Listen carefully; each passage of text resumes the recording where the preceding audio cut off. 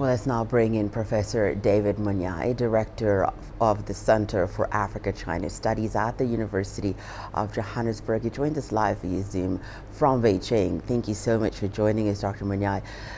The Southern African bloc is very well represented at the FOCAC summit. What are the region's biggest expectations from this summit? Like their counterparts in West Africa, Southern Africa is looking for more robust relation in a number of key areas. Tourism, for instance, infrastructure development. And as China is opening its markets to African products, I think there is high expectation with more products coming from the region, particularly agricultural products, your beef, avocado, pears, wine, South Africa. And in President Ramaphosa of South Africa's joint communique with President Xi Jinping in the bilateral meeting, but they also argued that there's a need to balance the trade.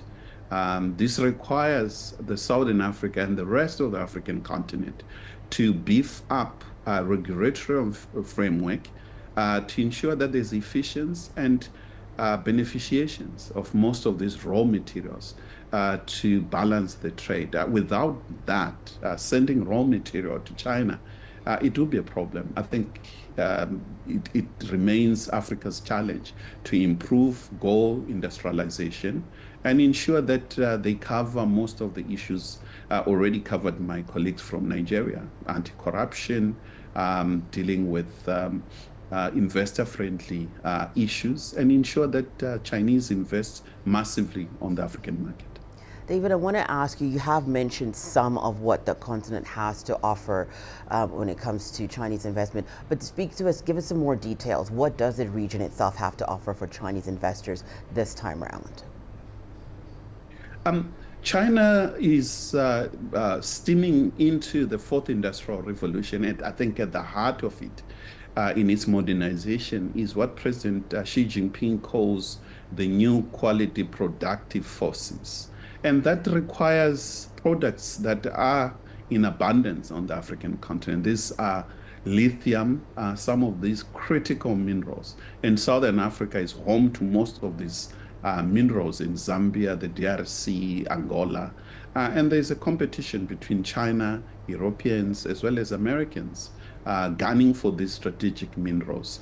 And therefore, I think in this kind of forum, there are discussions to ensure that there is a win-win to take advantage of the needs of China in this particular area.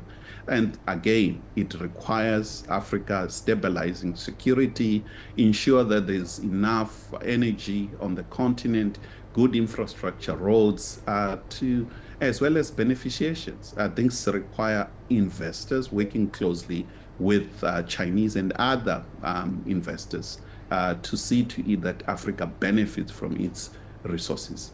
So David, what stands out for you as the biggest achievement for the Southern Africa region from the previous FOCAC? I think what we've seen is the increase in trade numbers. I think numbers speak for themselves.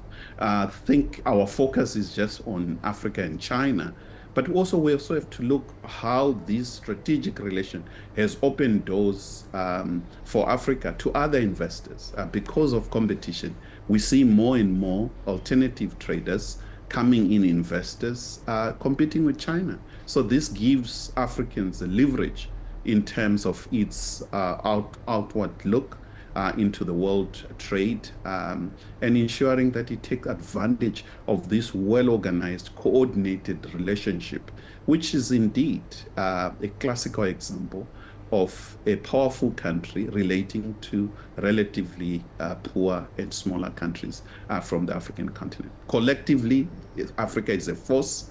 It has 1.3 billion people, young and future market, with all other advantages that the continent provides, including fertile land, agriculture. So we look into the future really hopeful that this relationship will strengthen year in, year out.